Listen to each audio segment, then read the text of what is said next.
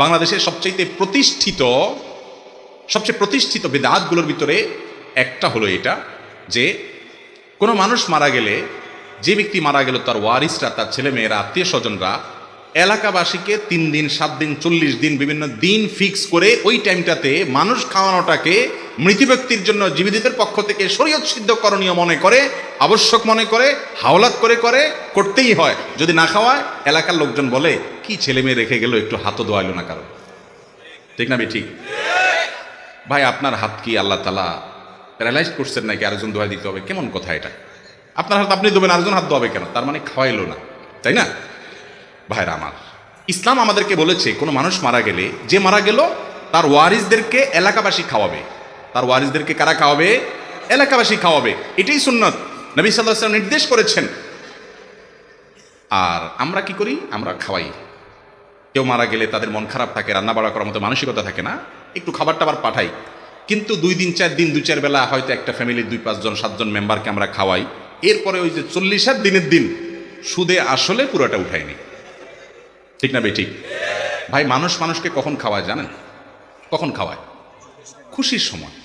বিয়ে করছে, নতুন বউ ঘরে আসছে, খুশির চোটে অলিমা খাওয়ায়। বাচ্চা হয়েছে, নতুন সন্তান আসছে, খুশির চোটে আকিকা খাওয়ায়।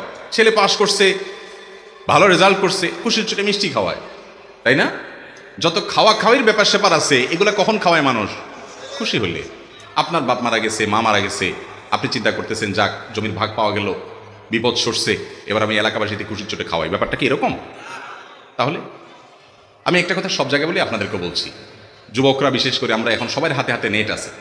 শ্রাদ্ধ লেখে গুগলে সার্চ দিবেন, শ্রাদ্ধ, তালিব বেসর অফালা আকার দর পরে বড় ধ, শ্রাদ্ধ। এরপরে আপনি গুগলে যে রেজাল্ট আসবে, অনলাইনে যে নেটে আপনাকে যে রেজাল্ট দিবে, সেই রেজাল্টটা আপনি একটু পড়বেন।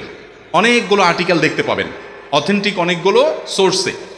শ্রাদ্ধ বলা হয় আমাদের সমাজের হিন্দু ভাই বোনরা, তাদের কোনো মানুষ মারা গেলে তারা মনে করেন যে ওই ব্যক্তির তরফ থেকে এলাকাবাসী আত্মীয় স্বজনরা যদি না খাওয়ানো হয়, ওই লোকরে স্বর্গে শুধু স্বর্ণদানা দেয় এবং খানা দেয় না, এরকম একটা বিশ্বাস তাদের আছে।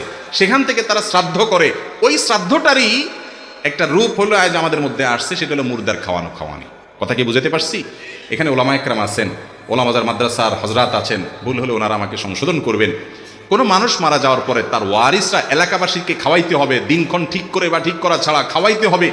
মুর্দার জন্য জীবিতদের পক্ষ থেকে এরকম কোন করণীয় কথা কোরআন এবং হাদিসে কোথাও বলা হয় নাই। অথচ বাংলাদেশে এই কাজটা না করে উপায় নাই। কারণ ওই যে বলবে যে কেউ হাত ধোয় নাই। এটার জন্য হিম্মত করা দরকার। আপনার বাবা মারা গেছে, মা মারা গেছে, আপনি কি করবেন? গরিবের বাসায় খাবার পৌঁছে দেন, কোনো দিনক্ষণ ছাড়া চাউল কিনে দেন, বাজার করে দেন, অথবা এমনি টাকা পয়সা দেন। কোনো স্থায়ী কাজ করেন, একজনকে একটা টিউবওয়েল কিনে দেন, একজনকে একটা সেলাই মেশিন কিনে দেন, একটা রাস্তা একটু ঠিক করে দেন, একজন গরিবকে কিছু নগদ টাকা দেন, একটা মাদ্রাসায় কিছু টাকা দান করেন, ইয়েতিমখানায় কিছু টাকা দেন, একটা মসজিদের কিছু করে দেন। আপনার ওই বাবার পক্ষ থেকে, মার তরফ থেকে তিনি সব পাবেন। কিন্তু আপনি ভিন্ন ধর্মের মানুষের ধর্মীয় সংস্কৃতিকে একজন মুসলমান হিসাবে গ্রহণ করতে পারেন না। শরীয়ত যেখানে যে ব্যক্তি মারা গেছে তার ওয়ারিসদেরকে খাওয়াইতে বলছে, সেখানে তাদের কাছ থেকে এলাকাবাসী খাওয়া এটা জায়েজ নাই। নাম দেয় গরিব খাওয়ানি। আসলে কিসের গরিব খাওয়ানি? খাওয়ার সময় বলে এই গরিবরা একটু দূরে থাকো, চেয়ারম্যান সাহেব খেয়ে নেক, তারপরে তোমরা আস। এটা কি গরিব খাওয়ানি হলো? এটা গরিবের নামে বড়লোক খাওয়ানি হইল। এটা কখনো ইসলাম আমাদেরকে নির্দেশ করে না। এটার বিরুদ্ধে আমাদেরকে সমাজে মানুষের মধ্যে সচেতনতা তৈরি করতে হবে যে কোনো মানুষ মারা গেল, বেচারারা পেরেশান, কয়দিন যাইতে না যেতে এলাকায় মানুষ খাইতেছে, মানুষের বিয়ে হইতেছে সেখানে। এই কালচারের বিরুদ্ধে আমরা কাজ করবো তো ইনশাল্লাহ। মানুষকে বুঝাইতে হবে যে এ ধরনের কোনো আনুষ্ঠানিকতা নয়। মুর্দার তরফ থেকে দান করবা, সাদাকা করবা, কোনো দিন নাই, ক্ষণ নাই, পরিমাণ নাই, যার যতটুকু তৌফিকে কুল্লায় এটা সাধারণ সারা বছরই করবা। এটার জন্য কোনো টাইম লিমিটও নেই। আল্লাহ তাআলা আমাদেরকে বুঝার তৌফিক দান করুন। কোরআন এবং হাদিস অনুযায়ী না চলে মন গড়া কোনো ইবাদত করলে সবের পরিবর্তে আরো কি হতে পারে? গুনাহ হতে পারে।